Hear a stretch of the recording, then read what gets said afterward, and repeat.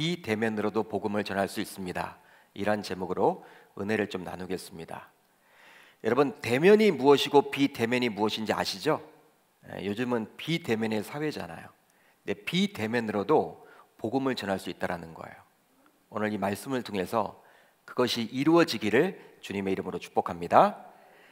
많은 미래학자들의 의견을 종합해 보면요, 코로나 전과 그 이후는 모든 면에서 다를 것이라고 이야기를 해요. 미래학자들이 그런 이야기를 하고 있습니다. 마치 예수님이 오기 전과 온 이후, 여러분 BC와 AD가 갈라졌듯이 이제 코로나 전과 코로나 후가 달라질 것이다. 정치, 경제, 사회, 문화, 교육, 스포츠, 심지어는 종교 영역까지도 달라질 것이라고 많은 미래학자들은 전망을 합니다. 나름대로 여러분 다 전망을 하고 있어요. 현재 우리가 직면하고 있는 코로나 상황은 지금까지 우리가 한 번도 경험해 보지 못한 것이라 할 수 있어요. 지금까지 한 번도 경험해 보지 못했죠. 제가 아는 우리 권사님은 연세가 80이 넘으신데요, 그런 이야기를 하시는 거예요. 굉장히 많은 여러분 인생살이 많은 것들을 겪어보셨잖아요. 전쟁조 경험을 해보셨고, 보릿고개도 경험을 해보셨고, 우리나라가 여러분 못 살 때도 다 경험을 해보셨는데, 이 코로나 상황은 지긋지긋하대요. 이 권사님 이야기를 그대로 말씀드리면 한 번도 경험해보지 않았다. 2009년도에 대유행을 했던 신종플루와 2015년도에 유행을 했던 메르스의 경우에는 증상이 발현된 이후에 전염을 시켰습니다. 그때는 여러분 예측이 가능했죠. 열이 나면요, 그때부터 전염을 시켰어요. 여러분, 열이 나면요, 그때부터 이제 움직이지 않으면 돼요. 빨리 여러분 보건소에 가서 검사를 받으면 됩니다. 격리 생활을 하면 됐어요, 그 당시에는. 그러나 현재 코로나 바이러스는 무증상에서도 전염을 시킨다고 하니 사람들이 더 불안해하고 있는 거예요. 즉, 자신도 전혀 모르게 누군가에게 전염시킬 수 있다는 의미죠. 자신도 여러분 아프지도 않은데 나중에 검사를 해보면 이 코로나에 걸려있네. 그러니까 이미 여러분 누군가에게 전염을 시킨 거예요. 이것 때문에 여러분 다들 지금 두려워합니다. 그러니까 이전에 있었던 신종플루나 메르스와는 다르죠. 차원이 다른 거예요. 물론 예전 유행했던 신종플루 혹은 메르스에 비해서 치사율은 높지 않다고 하지만 면역력이 약한 노인들과 기저질환자들에게는 자칫 치명적일 수도 있기에 다들 조심하고 있는 형편이죠. 아직 치료제와 백신이 개발되지 못한 상황이기에 이런 코로나 상황이 언제 끝날지 알 수도 없고, 그러다 보니 사람들은 더욱더 사람들과의 만남을 기피하고 있는 형편입니다. 사람들을 잘 만나려고 하지 않죠. 되도록이면 사람들을 안 만나려고 합니다. 지금 모든 것들을 비대면으로 하고 있는 상황이에요. 비대면. 그러다 보니 기업들의 경우에도 전통적인 강자라 할 수 있는 자동차, 중공업 등의 주가는 하락하여 약세를 보이고 있어요. 여러분, 자동차 파는 회사들의 주가는 확 떨어졌습니다. 중공업들도 확 떨어졌죠. 기관 산업들이 여러분 다 무너지고 있어요. 반면에 IT와 바이오와 관련된 기업들의 주가는 강세를 보이고 있다 그래요. 그러다 보니 코로나 이후에 재계 순위도 많은 변화가 예측되고 있다고 합니다. 예측을 해볼 수가 있는 것이죠. 지금까지는 우리가 중소기업이었던 이런 바이오 업체들이 대기업으로 여러분 일어날 거예요. 아마 그럴 거예요. 이런 비대면, 즉 온라인으로 강의도 듣고 은행일도 보고 재택근무도 하고 예배도 드리고 각종 모임도 갔다 보니 이젠 코로나로 인해서 급속히 개인주의가 더 심화되고 있다 할 수 있습니다. 원래 여러분 시대가 변할수록, 시대가 발달할수록 개인화, 개인주의가 여러분들 점점 팽배해져 갔다, 이런 이야기 많이 들어보셨잖아요. 우리나라도 1인 가족이 굉장히 많습니다. 제일 많은 게 여러분 1인 가족이에요. 그러니까 혼자 산다라는 거예요. 결혼도 안 하고 이제 결혼 정년기도 여러분 굉장히 이제 30대 중후반으로 올라갔잖아요. 그러다 보니까 1인 가족이 굉장히 많아요. 그러다 보니까 여러분 지금까지도 개인화가 되었는데 이 코로나 이후에는 다 여러분 격리를 하고 비대면을 하다 보니까 개인화가 더 심화되었다고 할 수 있는 것이죠. 한번 여러분들 가까운 편의점에 한번 가보세요. 편의점에 가서 뭘 팔고 있나 한번 유심히 보세요. 편의점에 가면 정말 1인 가구가 충분히 먹고 살 수 있도록 팔고 있습니다. 여러분 다 있어요. 편의점 가면 여러분 홀로 다 여러분 생활할 수 있도록 다 팔아요. 불편함 없이. 그러다 보니 실제 교회에도 굉장히 큰 변화가 생겼습니다. 이 교회도 여러분 큰 변화가 생겼어요. 근본적으로 교회는 공동체라 할 수 있는데요, 바울은 교회를 가리켜서 그리스도의 몸이라고 말을 하고 있죠.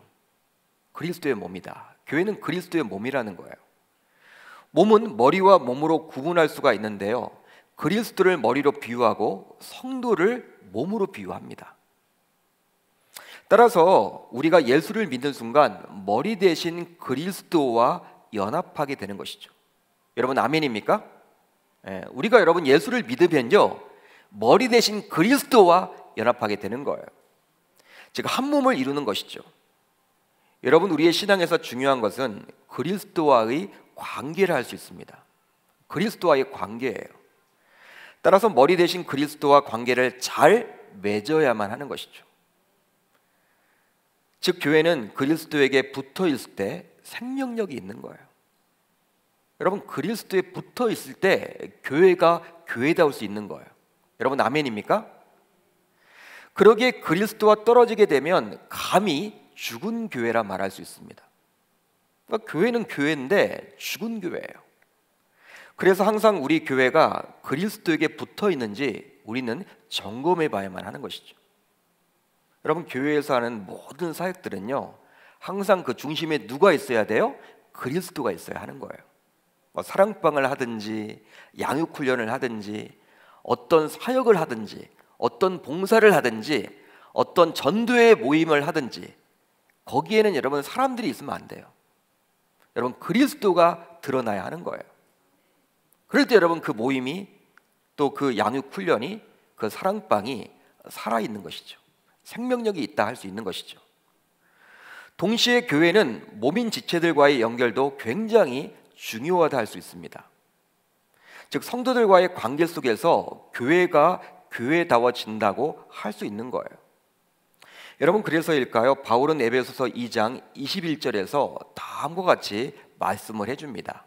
에베소서 2장 21절, 그의 안에서 건물마다 서로 연결하여 주 안에서 성전이 되어가고. 아멘. 여러분 이 본문을 잘 보세요. 서로 연결하여. 이 본문에서 연결이란 단어는 참 중요한 단어입니다. 연결되었다. 연결되었다. 손과 팔, 팔과 어깨, 어깨와 등이 서로 연결되어야만 하듯이 교회도 마찬가지라는 거예요. 즉 함께 연결될 때만이 그리스도의 온전한 몸이라 할 수 있는 것입니다. 여러분 옆에 있는 분들이 다 여러분 우리가 연결되어 있어야 하는 거예요. 그러니까 떨어져 있으면요, 이건 여러분 죽은 교회지 살아있는 생명력 있는 교회가 아니라는 것이죠. 즉 함께 연결될 때만이 그리스도의 온전한 몸이라 할 수 있는 것입니다. 살아있는 몸이다 그렇게 볼 수 있다는 것이죠. 그렇다면 우리는 언제 서로 연결되었음을 경험할 수 있습니까? 여러분 우리가 교회를 다니는데 언제 우리가 연결되어 있다 이걸 느낄 수 있을까요? 이것을 경험할 수 있을까요? 바로 예배를 통해서예요. 한번 따라합니다. 예배를 통해서입니다. 에베소서 5장 19절을 한번 보면 이렇게 나와 있죠. 시와 찬미와 찬송과 신령한 노래들로 서로 화답하며 너희의 마음으로 주께 노래하며 찬송하며. 시와 찬송과 신령한 노래들로 서로 화답하며 너희의 마음으로 주께 노래하며 찬송하며. 에베소서를 통해서 바울은 진정한 교회의 모습을 성도들에게 보여주고 있어요. 그러니까 성경적인 교회는 무엇이냐, 건강한 교회의 모습은 무엇이냐, 에베소서를 보게 되면요 이 교회에 대해서 알 수 있는데 바울은 지금 보여주고 있는 거예요. 따라서 이 구절은 바로 교회의 중심인 예배를 표현해주는 장면이라 할 수 있습니다. 이게 여러분 예배예요. 바로 5장 19절 이 말씀이 바로 예배라는 거예요. 여러분 이 구절을 보시면 그런데 서로 화답하며 라고 나와 있죠. 서로 화답하며, 서로 화답한다. 이것은 바로 홀로 드리는 예배가 아니라 함께 찬양하며 드리는 예배를 그려주고 있는 것이죠. 혼자 여러분 예배할 수 있죠. 근데 그 예배가 아니라 바울이 원하는 정말 진짜 하나님이 기뻐하시는 예배는 서로 화답하는 예배라는 거예요. 즉 함께 모여서 드리는 예배를 통해서 신자들이 서로 연결되어 있는 유기적인 몸임을 경험하게 된다는 것입니다.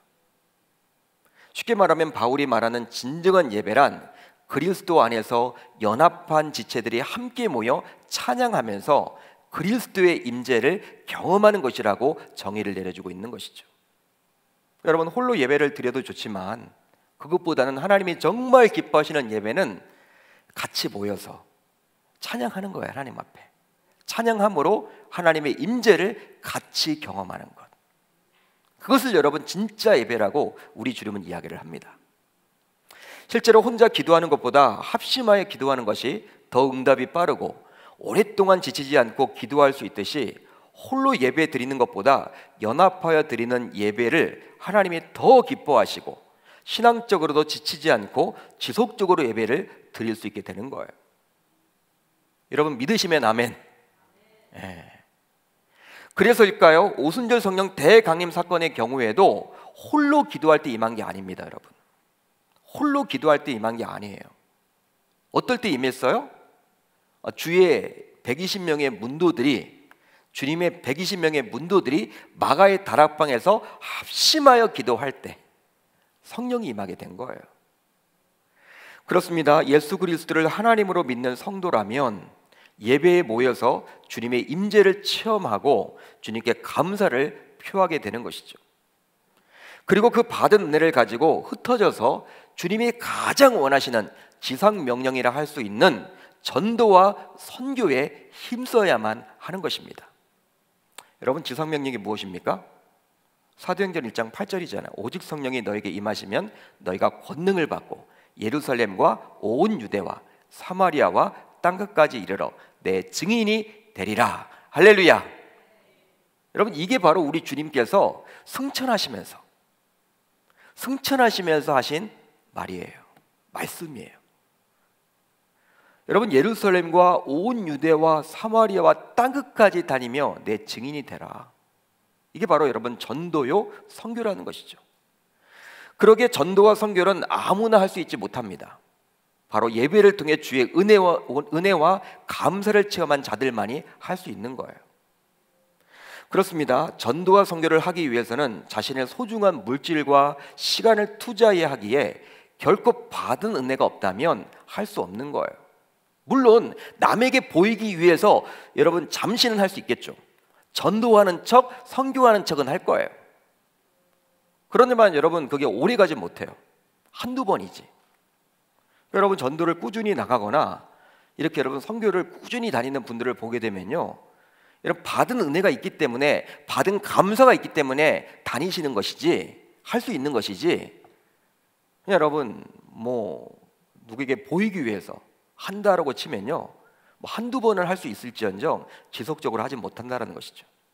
왜요? 자신의 여러분 소중한 물질과 시간을 투자해야만 하기 때문에. 아무나 하는 게 아니에요, 여러분. 그런데요, 코로나 이후 대면보다는 비대면이 일상이 되었기에 전도와 선교가 많이 위축되지 않을까 굉장히 걱정들을 많이 합니다. 여러분 교계 신문이 있습니다. 우리 교계 신문이라고 해서 기독교 신문들이 있어요. 기독교 방송들이 있죠. 여러분 전문가들이 나와서 이야기하는 것들을 들어보면요, 야, 이 코로나 이후에는 선교가 위축될 것이다, 전도가 위축될 것이다, 굉장히 여러분 부정적인 것들이 굉장히 많아요. 목사님들이 나오고 장로님들이 나와서 각 분야의 전문가들이 여러분 그런 진단을 하죠.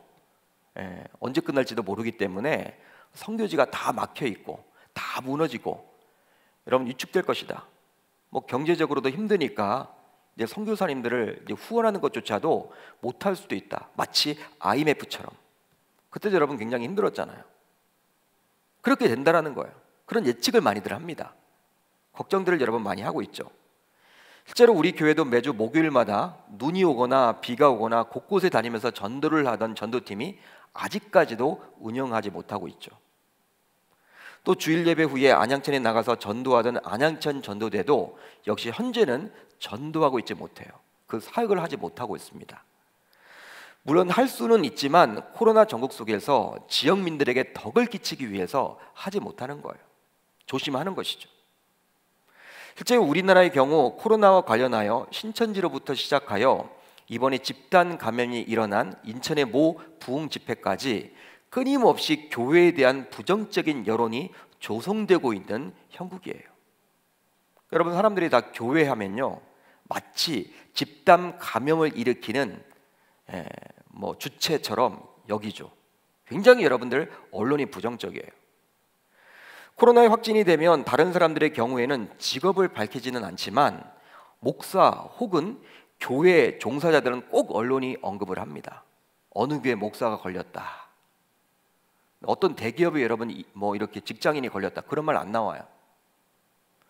물론 많은 사람들을 접촉하기에 그럴 수 있겠다 여기지만 다른 직업 가운데서도 많은 사람들을 실제로 접촉하는 사람들도 있으나 그들의 직업은 보통 공개하지 않아요.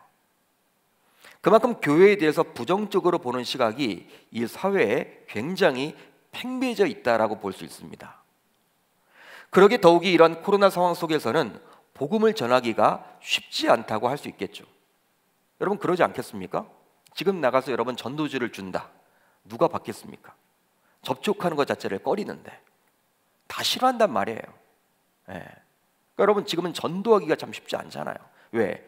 교회, 목회자, 여러분 이런 것들에 대해서 굉장히 부정적으로 보는 시각이 매일 여러분 거의 언론에서 나오다 보니까 사람들 여러분 뇌리 속에 이 교회와 여러분 목회자는 굉장히 부정적으로 지금 사람들이 다 판단을 한단 말이에요. 계속 듣다 보니까 일부 교회 문제인데 그치 전체 한국교회 문제처럼 포장되어서, 그러다 보니까 여러분 전도하기가 참 쉽지 않아요. 그런 상황입니다. 실제로 누군가에게 다가가서 전도지를 나눠주기도 힘든 시기가 바로 지금이라 할 수 있겠죠. 그렇다면 코로나와 함께 전도사역도 선교사역도 더 이상 할 수 없는 것일까요? 여러분들은 어떻게 생각을 하십니까? 코로나가 이제 진행 중에 있으니까 전도도 못하고 선교도 이제 여러분 꽝이 된 거예요? 못하는 것입니까? 이제 포기해야만 하는 것인가요?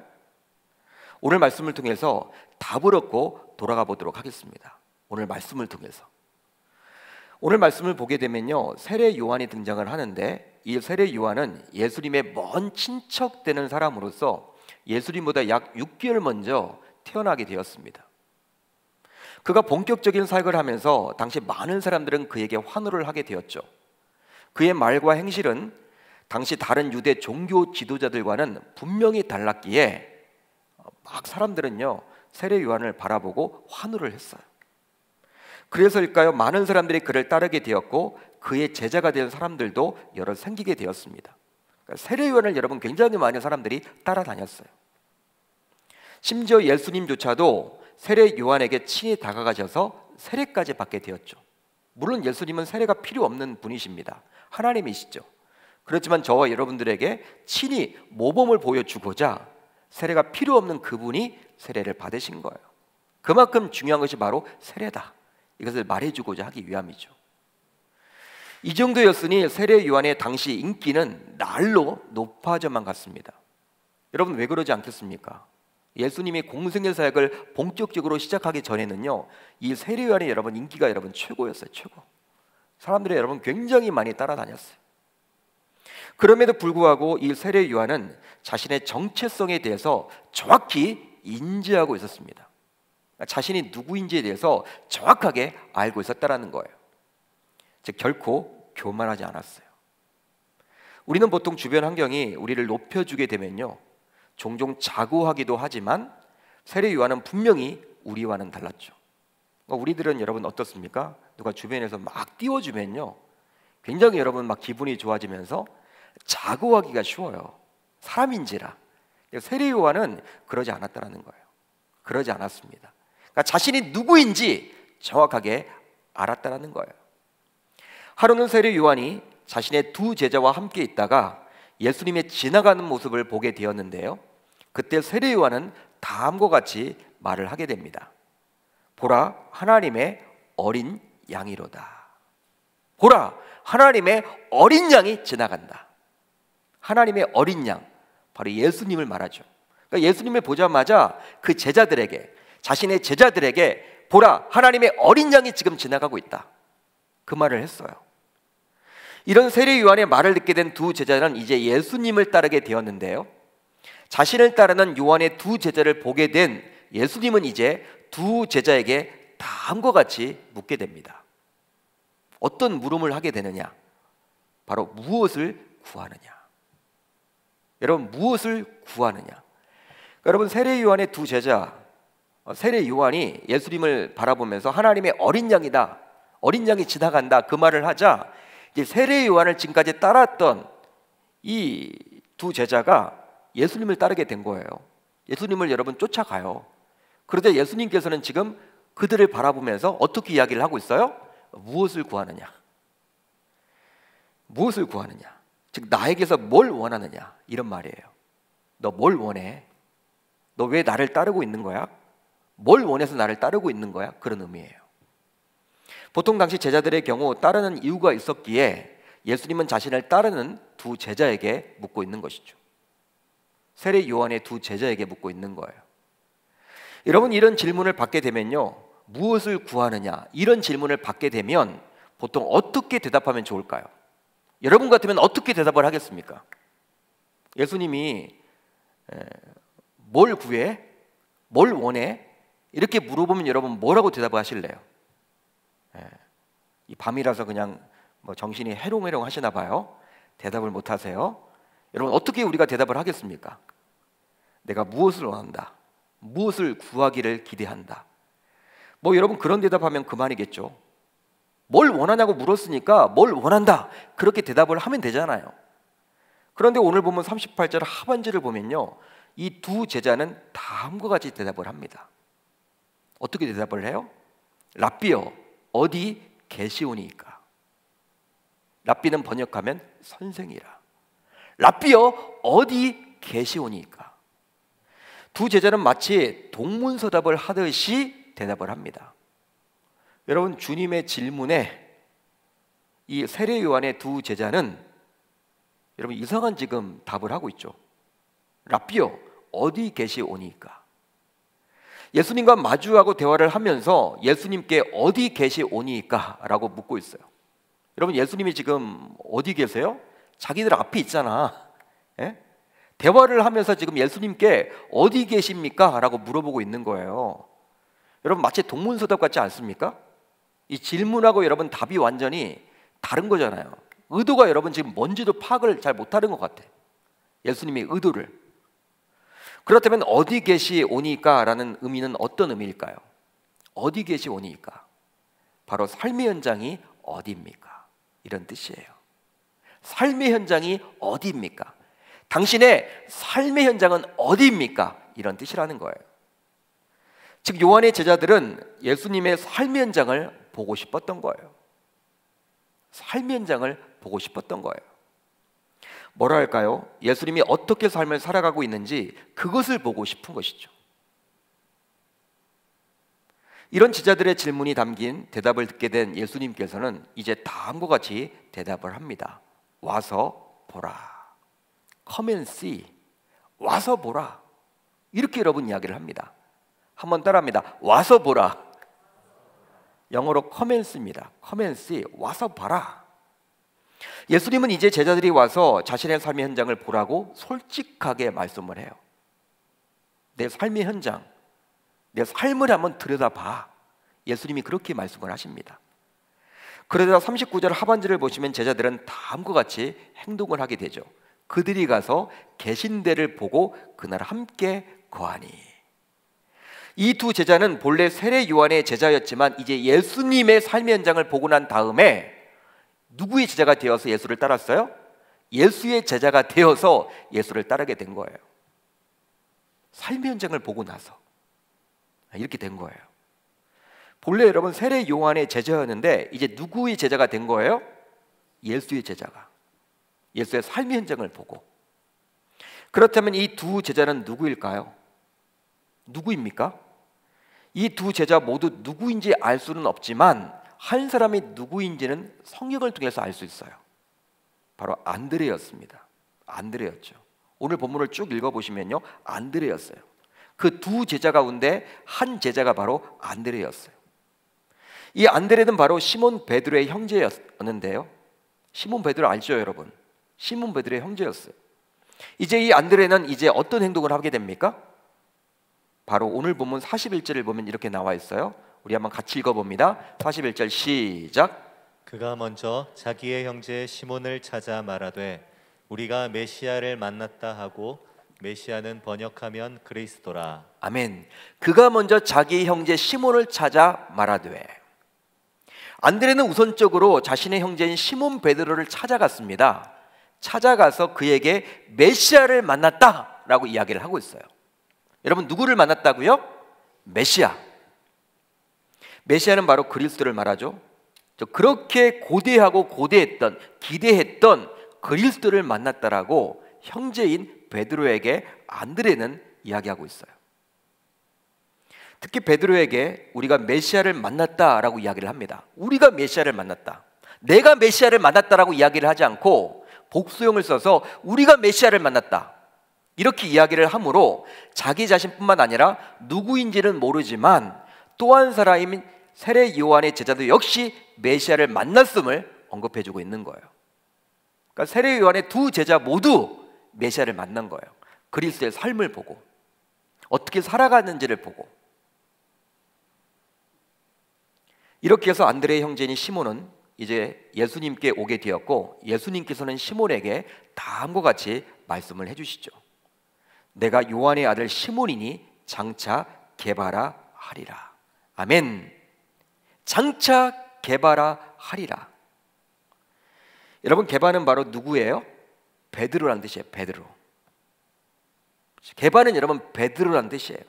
그러니까 우리가 여러분 베드로 하는데 이 이름은 누가 지어준 거예요? 바로 예수님. 본래는 여러분 시몬이었어요. 시몬이었는데 너는 이제 게바야. 바로 베드로야. 우리 주님이 이름을 그렇게 지어주신 거예요. 여러분, 이 사건을 통해서 우리는 무엇을 생각해 볼 수 있을까요? 제가 지금까지 여러분 설명을 해드렸죠. 이 사건을 통해서 우리는 무엇을 생각해 볼 수 있을까요? 바로 복음은 말로 전할 수 없어도 비대면으로, 즉 우리가 살아가는 삶의 현장을 통해서 전할 수가 있습니다. 할렐루야. 그러니까 복음은 말로 전할 수 없어도 비대면으로, 즉 우리가 살아가는 삶의 현장을 통해서 전할 수 있다는 거예요. 오늘 말씀을 보시면 세례 요한의 두 제자였던 안드레를 비롯한 제자들은 예수님께서 살아가시는 삶의 현장을 보고 메시아를 만나게 되었어요. 삶의 현장을 보고 난 다음에 그리스도를 만나게 되었다는 거예요.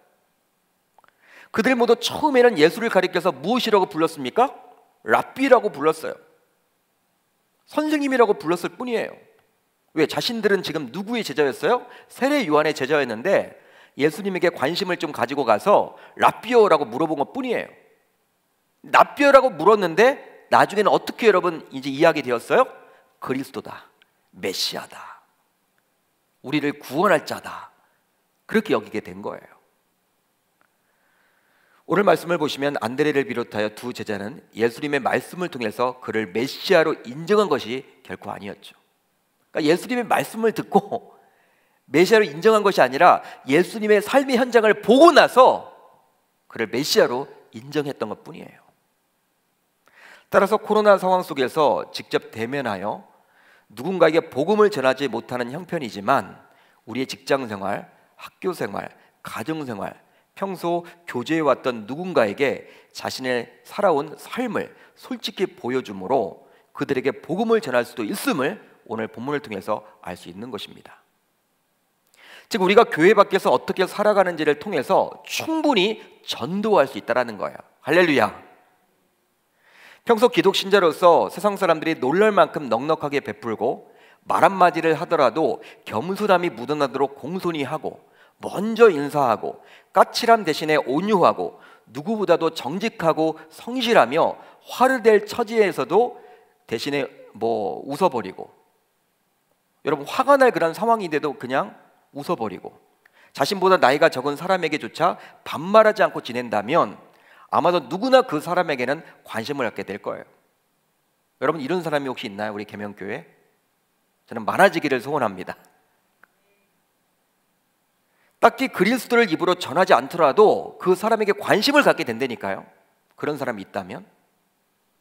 그렇게 되면 결과적으로 세상과 다른 우리들의 모습을 보고 세상 불신자들은 그리스도를 보게 될 줄 믿습니다. 실제로 예수님께서도 산상수훈의 말씀을 통해서 다음과 같이 저와 여러분들에게 권면해 주고 있죠. 이같이 너희 빛이 사람 앞에 비치게 하여 그들로 너희 착한 행실을 보고 하늘에 계신 너희 아버지께 영광을 돌리게 하라. 아멘. 사람 앞에 비치게 하여 너희로 착한 행실을 보고 하늘에 계신 너희 아버지께 영광을 돌리게 하라. 그러니까 불신자들이 우리의 착한 행실을 바라보고 우리 여러분 선한 행실을 바라보고 하늘 아버지께 영광을 돌리도록 하라는 거예요. 이게 바로 전도라는 거예요. 여러분 우리가 우리의 여러분 얼굴이 항상 제가 말씀드렸잖아요. 전도지라는 거예요. 어떤 여러분 종이를 그냥 나눠준다. 요즘에 사람 읽지도 않아요, 여러분. 예? 우리의 삶이 중요한 것이죠. 어떻게 살아가느냐. 사랑하는 성도 여러분, 코로나 상황 속에서도 주의 복음은 전해져야만 할 줄 믿습니다. 바로 지금은 말이 아닌 우리의 삶을 통해서 말이죠. 그러게 지금은 교회 밖에서의 우리 신자들의 모습이 어느 때보다도 더 중요한 시기라고 할 수 있을 것 같아요. 예수를 믿는다고 하면서도 세상 불신자들이 보기에 별반 차이가 없다. 교회는 열심히 다니는데 나랑 별 차이가 없어.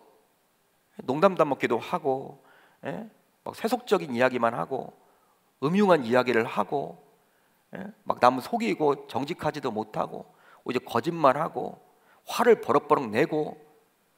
여러분 그렇게 되면 그 사람이 예수 믿겠습니까? 우리를 바라보고 안 믿는다라는 거예요. 그리스도를 발견하지 못한다라는 거예요. 그러기에 예수를 믿는다라는 것은 단순히 교회를 다니는 정도라고 착각해서는 안 돼요. 교회 다닌다. 그 사람은 그냥 교회 다니는 거예요.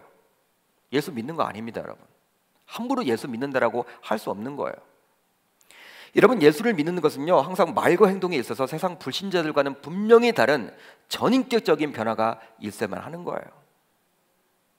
즉 예수 믿기 전에는 불평과 불만을 하며 굉장히 부정적인 생각으로 일관했던 그런 사람이 예수 믿고 난 이후에 완전히 달라져서 만족하고 감사하고 항상 긍정적으로 생각하고 살아간다면 이 사람은 진정으로 예수를 인격적으로 만난 것이라 할 수 있는 것이죠. 단순히 교회만 오랫동안 다녔다고 해서 그런 변화가 생겨날 수는 없는 거예요. 여러분 예수 믿는다는 것은요 변화가 있어요. 변화가. 우리 살면서 여러분 변화가 중요해요.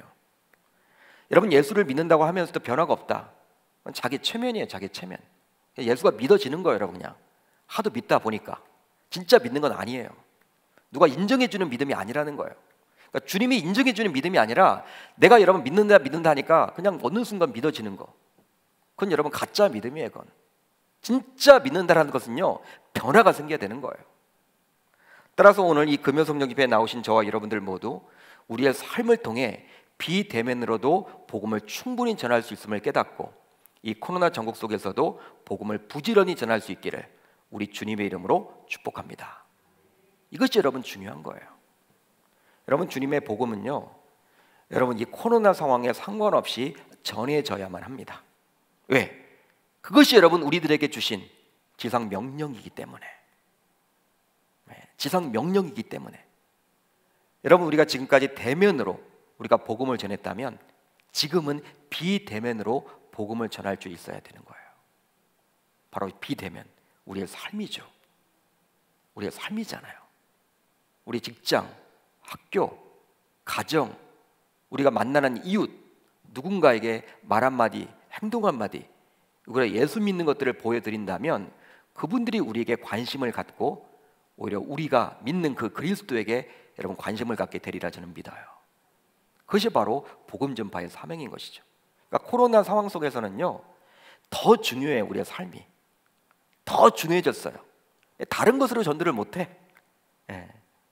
우리가 삶으로 전도할 수밖에 없다라는 그 사실을 여러분들이 꼭 기억하셔서 이 밤 그런 은혜를 달라고, 나도 그렇게 멋지게 비대면으로 전도할 수 있는 믿음의 종들이 다 될 수 있도록 해달라고 주님 앞에 간구할 수 있기를 우리 주님의 이름으로 축복합니다.